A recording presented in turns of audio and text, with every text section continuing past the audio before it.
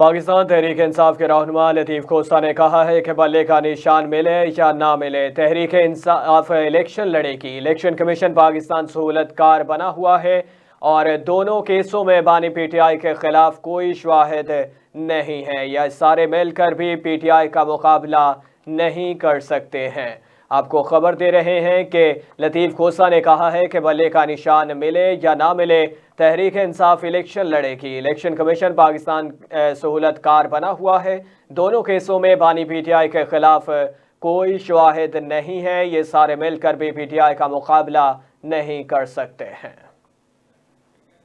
آپ منصف بن کے نیوٹرل بیٹھے ہوئے ہو تو پھر اس کا بھی خیال کیجئے گا۔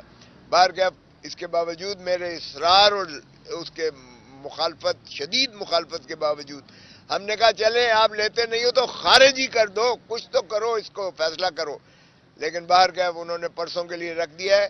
دونوں کیسوں میں خان کے خلاف کوئی شواہد نہیں ہے۔